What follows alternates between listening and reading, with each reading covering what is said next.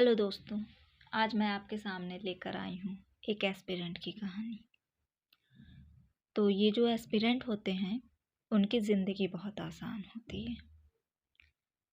घर से दूर रहकर तैयारी करते हैं, घर से आए पैसों पर ऐश करते हैं। खाओ पियो घूमो, मन हो तो थोड़ी पढ़ाई करो वरना फुल मस्ती करो। ये होती है एस्पिरेंट की ज़िंदगी। घर वालों की कोई परवाह नहीं होती और बाहर घर से दूर हैं तो कोई रोकने टोकने वाला भी नहीं। ये होती है एस्पिरेंट की ज़िंदगी। ऐसा लोगों को लगता है, लेकिन सच इससे इतर होता है। घर से आए पैसों पर पूरा महीना खर्च चलाना और पढ़ाई करने के साथ साथ एक एस्पिरेंट की लाइफ में होता है अकेलापन और दर्द, जिसे वो किसी से साझा नहीं कर पाता। अकेलापन होता है क्योंकि वो अपने एग्ज़ाम की चिंता और रिज़ल्ट के बारे में, घर के हालातों के बारे में किसी से कुछ कह नहीं पाता। बस अपनी पढ़ाई में लगा रहता है। उस 8 बाई 8 के कमरे में ना वो अपने जज्बात किसी से बता पाता है और ना कोई उससे पूछ पाता है। उसके लिए उसकी किताबें ही उसका सब कुछ होती हैं। और जब एक बार और एग्ज़ाम कैंसिल होने, वैकेंसी ना आने या पेपर लीक होने जैसी समस्याओं के कारण अपनी अच्छी खासी तैयारी और उम्मीदों को वो खो देता है, तो उसे दर्द होता है कि कैसे अपने माँ बाप से वो नज़रें मिलाएगा।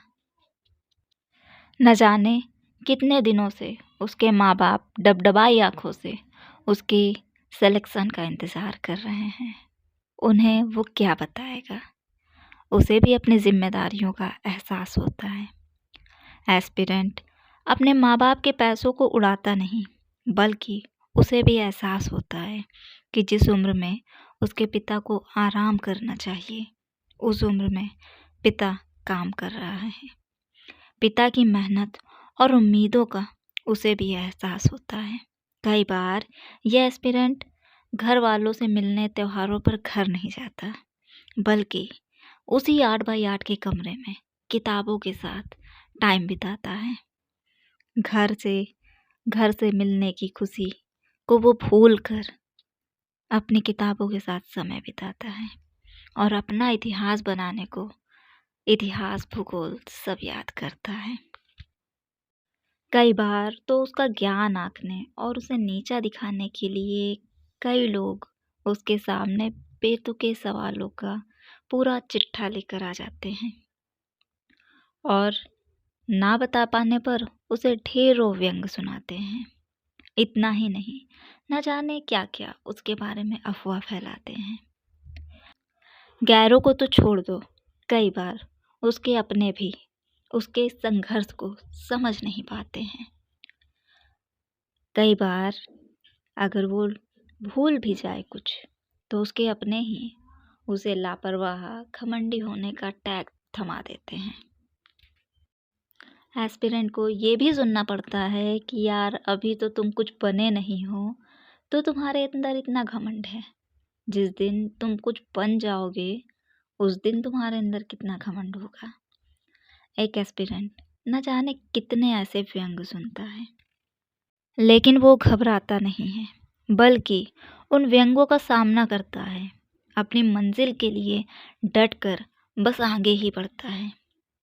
लेकिन जब लास्ट अटेम्प्ट में 1-2 नंबर से वो कलेक्टर बनने से रह जाता है, अपने माँ बाप की उम्मीदों को नहीं पूरा कर पाता है, तो वो खुद में ही टूट जाता है।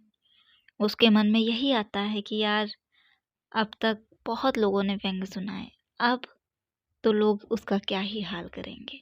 बिना किसी गलती के, बिना किसी गुनाह के भी वो खुद को अपराधी सा समझने लगता है। वो खुद में ही टूट जाता है। दुनिया से कैसे नज़रें मिलाऊंगा, ये सोचकर वो खुद मौत की गोद में सो जाता है। एस्पिरेंट होना आसान नहीं है, क्योंकि वो जब सरकारी नौकरी पाने की तैयारी करता है, तो उसके साथ न जाने कितनों की उम्मीदें भी चलती हैं, कितनों के सपने भी चलते हैं और ना जाने कितनों की नज़रें जो वो नहीं करता है वो भी देख लेती हैं और उसके खिलाफ अफवाहें फैलाती हैं। लेकिन कोई एस्पिरेंट टूट जाता है और कोई एस्पिरेंट हार को भी हराकर अपने नाम का सिक्का चलाता है। एस्पिरेंट होना आसान नहीं। एस्पिरेंट होना आसान नहीं होता है क्योंकि एस्पिरेंट दुनिया में उसके खिलाफ फैल रही अफवाहों को चुपचाप सुनता है। वो अपनी मेहनत से गालियों को भी तालियों में बदलता है। एस्पिरेंट अपने हौसलों से आगे बढ़ता है। वो अपने दर्द को खुद में ही छिपाता है और इन्हीं दर्द और संघर्षों में तप कर वो एक दिन सूरज बनकर निकलता है।